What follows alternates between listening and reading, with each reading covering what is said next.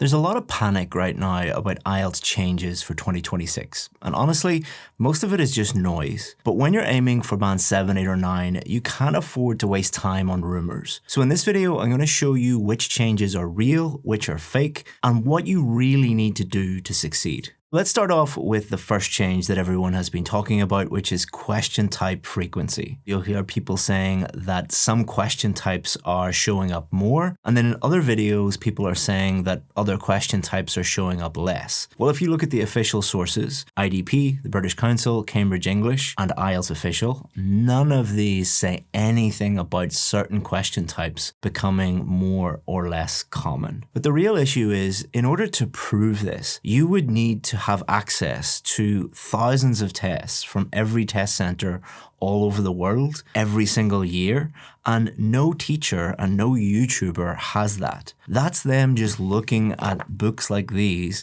and skimming through them and thinking, I haven't seen this question in a while. That is not data. That is not evidence. That is just someone having a hunch, having a feeling. And you shouldn't prepare for the test based on a YouTuber's feelings. So what should you do instead? Instead, you should prepare for every question type. Even those question types that people tell you are rare, you should prepare for them. Because if you don't prepare and you do get that, then you are going to get a lower score than you actually deserve, because you need to be familiar with every question type and have a separate strategy for each. And if you're worried about that or feels a little bit overwhelming, don't worry. I've created a new ebook that has every single strategy for every single question type. So if you want that, go and click on the link. It's yours for free. It's our gift to you. So the next change is that answers are more scattered, that you used to be able to just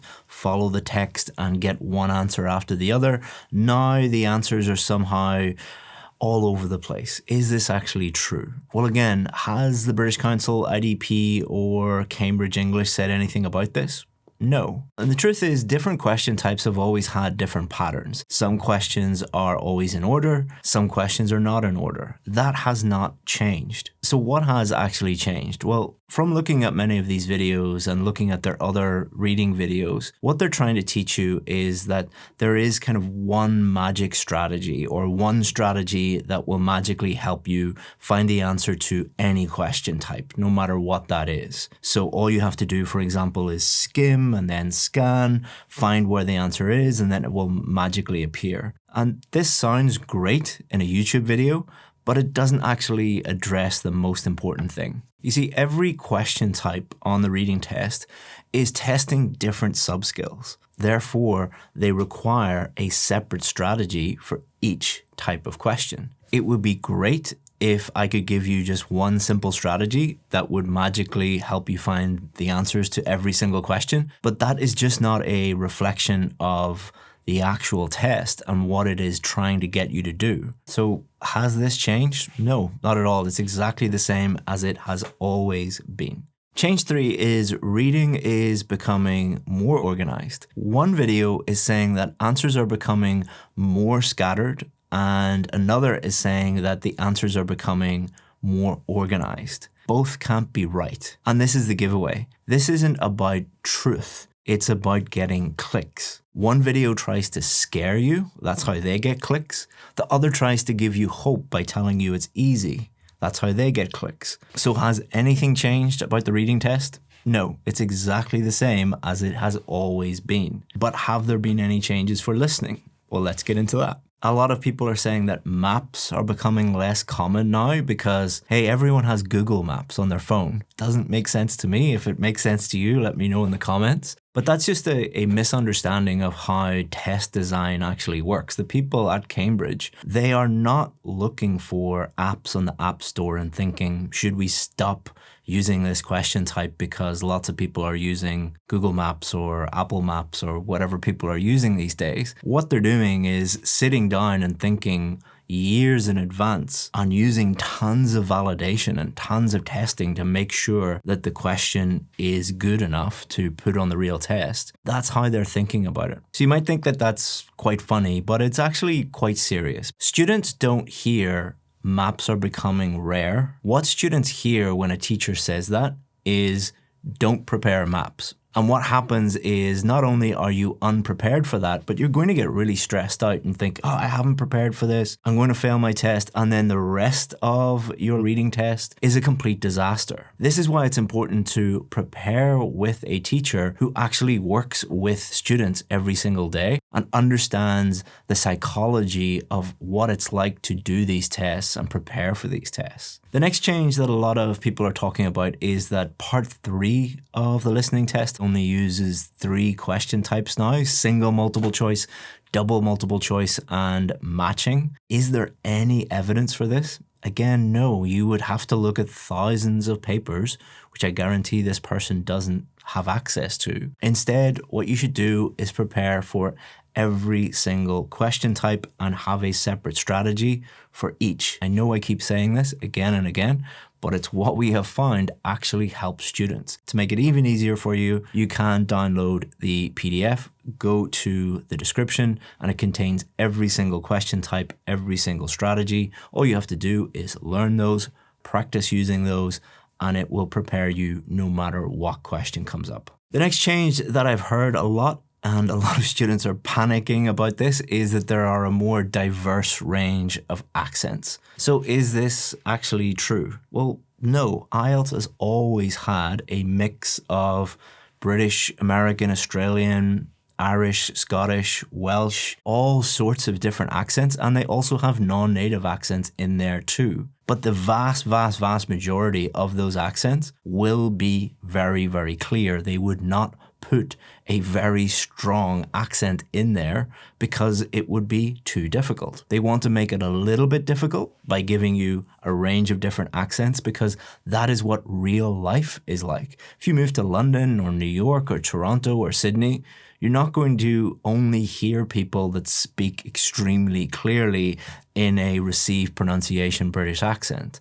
That's just not real life. So instead of worrying, I might get a certain accent and you won't be able to understand it, you should practice your listening and practice getting used to a variety of different accents. But there is one really important change you need to be aware of. But before that, let's briefly touch on writing and speaking because there were a few rumors of changes about these two parts as well. So some videos were claiming in the writing section that the writing section is mainly focusing on opinion questions and double questions. They were saying that they're everywhere. So the reality is that opinion questions and double questions have always been common. There's no increase in the frequency of these on test day. Remember, millions of IELTS tests are done every single year.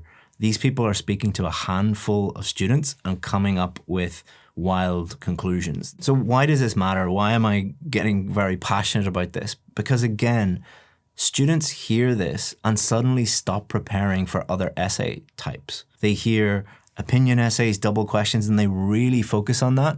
And then on test day, they get an advantages and disadvantages question or a causes and solutions question. And then they come out of the test and they think, oh, why didn't I prepare for that type of question? What you should do, you probably guessed it, is prepare for all types of question. And the good news is that on top of the reading strategies and the listening strategies, I've also put all of our VIP structures into the PDF. So if you want that, go and click on the link. It's yours for free. It's our gift to you. Let's talk about the speaking rumors, all these changes that are happening in the speaking test apparently. A lot of people are talking about the new topics. There's new topics in January and April and September, and you should learn these and be prepared for these new topics. I've even heard some teachers and YouTubers telling students that certain topics will be more difficult in certain months and coming up with all sorts of predictions. Is this actually true?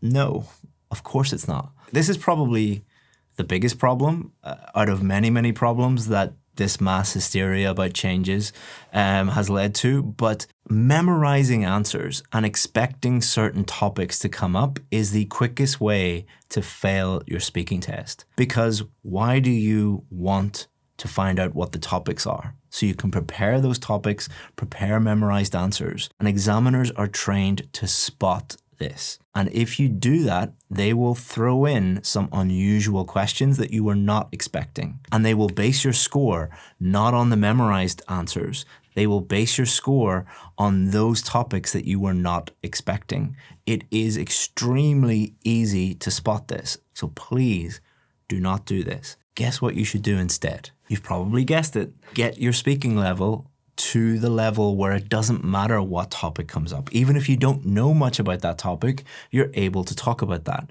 You could ask me about Indian cooking or Nepalese race car driving or Vietnamese fragrances. I don't know anything about those things, but I would be able to explain to the examiner why I don't know about any of those things. So here's the truth. The IELTS test has not changed in 2026. There are no announcements from IDP, the British Council, or Cambridge, the only sources that matter. But you know what does need to change? The one big change that matters is your approach to doing the test. If you keep chasing rumors and hunting for shortcuts and trying to predict which questions will appear or won't appear, your score won't change either. You'll keep retaking the test, throwing away money, throwing away time, and you'll keep wondering why all these tricks are not working. Why? What is my problem? Because IELTS doesn't reward tricks. It rewards real English skills. The better your English, the better your score is going to be. So if you want a band 7, 8, or 9, stop wasting time on videos that tell you that it's really, really easy or that everything is changing and you need to be fearful. Listen, IELTS is scary enough without your teacher making it even scarier. So follow a structured plan that actually works. We've built a complete VIP course that teaches you question-specific strategies for every question type and develops actual skills that IELTS rewards. If you want 10% off, go to the description and you can get one of the places if there are any remaining. And if IELTS ever does announce a real change, you'll hear it from me first with proof, with the official announcement, and we will update the VIP course on the very same day. Now, you might be feeling a little bit overwhelmed after all of that. You've wasted your time worrying about things that you didn't really need to worry about. You're feeling overwhelmed. You don't know what to do next. We have so many success stories that felt exactly the same way that you did. You're not alone. Click here to watch one of them or here to watch another one of them.